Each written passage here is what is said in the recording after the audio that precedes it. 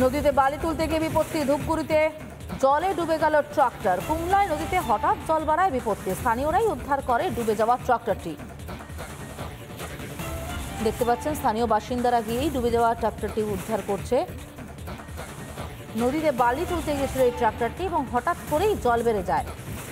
কুমলায় নদীর জলস্তর হঠাৎ করে বেড়ে যায়, তাতেই বিপত্তি।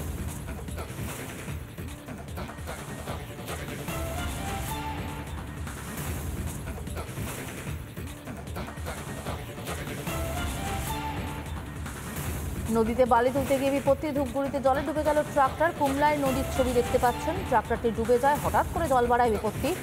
স্থানীয়রাই গিয়ে উদ্ধার করে ডুবে যাওয়া ট্রাক্টরটিকে।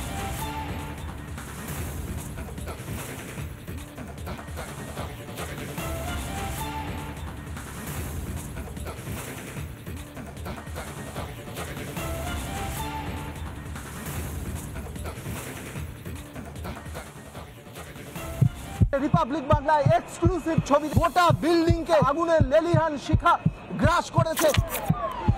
দমকলের 5টি গাড়ি এই মুহূর্তে ঘটনাস্থলে চলে এসেছে।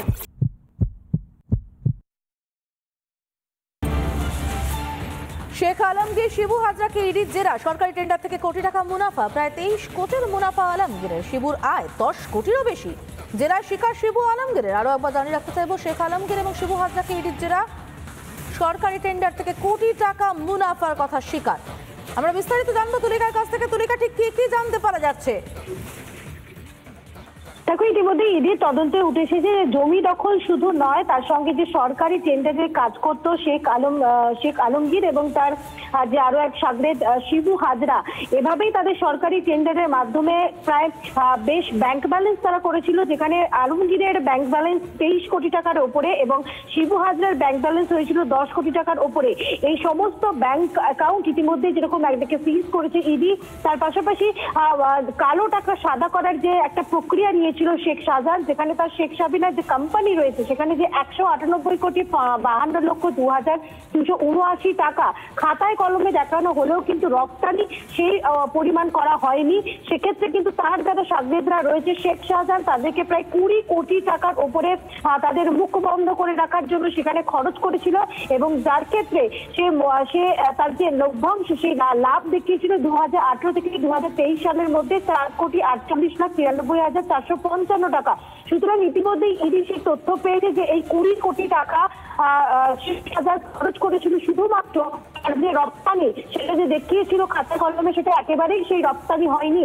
সেটা বন্ধ করার জন্যই কিন্তু শেখ শাহজাহান তার সাগরেদদের এই 20 কোটি টাকা দিয়েছিল।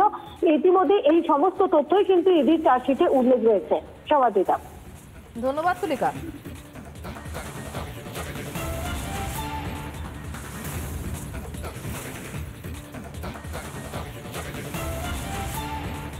আরো একবার জানিয়ে রাখতে চাইবো আপনাদেরকে, শেখ আলমগীর, শিবু হাজরাকে ইডির জেরা।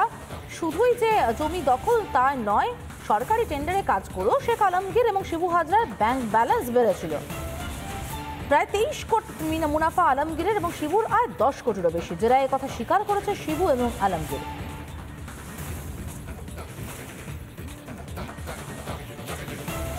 গারুলিয়া বিজেপি নেতার বাড়ি ভাঙচুর, পুরসভার 20 নম্বর ওয়ার্ডের ঘটনা। তৃণমূলের বিরুদ্ধে হামলার অভিযোগ। উত্তর 24 পরগনার বিজেপি নেতৃত্ব সরব হয়েছে, যদিও অভিযোগ অস্বীকার তৃণমূলের। যে ছবি দেখতে পাচ্ছেন, গারুলিয়া বিজেপি কর্মীর বাড়ি ভাঙচুরের ছবি দেখতে পাচ্ছেন।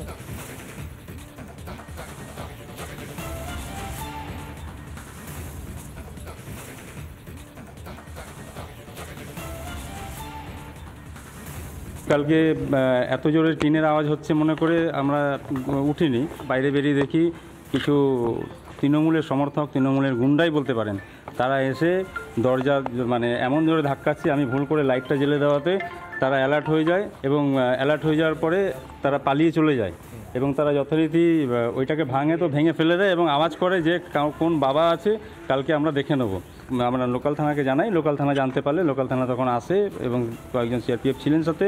তারা বেরোতেই হবে, আমাকে না বেরিয়ে উপায় নেই, আমাকে তো কাজ করে খেতে হবে। কাজে যেতে পারছেন না, এবার আমাকে তো যেতেই হবে আজকে। কবে থেকে কাজে যেতে পারছেন?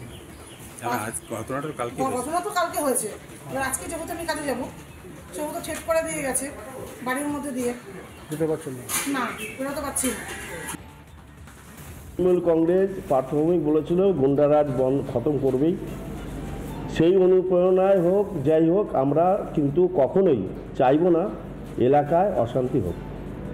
আর যারা এরকম ছুটকা ছাটকা যারা অশান্তি করতে চাইছে তৃণমূল কংগ্রেস তার দায়ভার নেবে না, এইটা হচ্ছে পরিষ্কার কথা। এ কি পারিবারিক একটা অশান্তি নিয়ে এরা এটা করে, এর সঙ্গে তৃণমূল কংগ্রেসের কোনো সম্পর্ক নেই।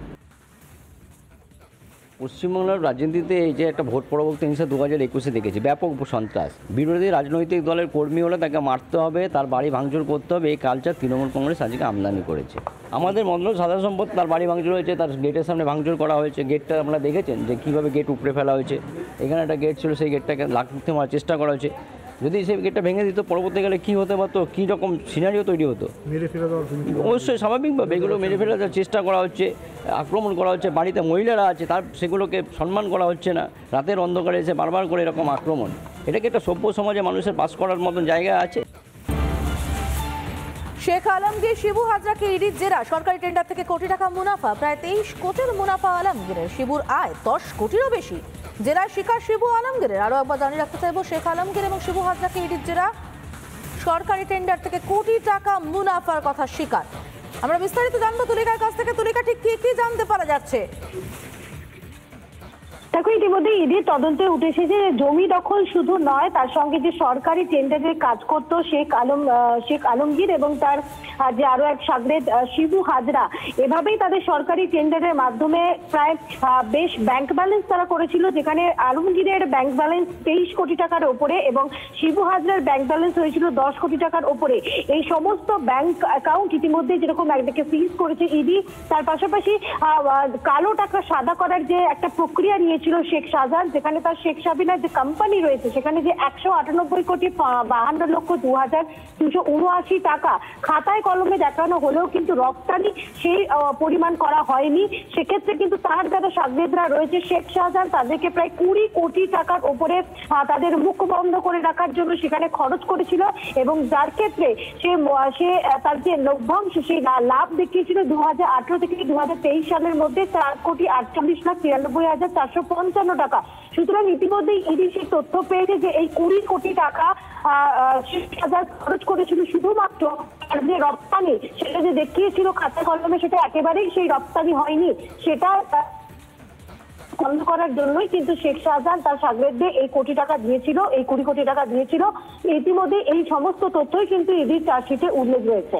সমাদিতা, ধন্যবাদ তুলিকা।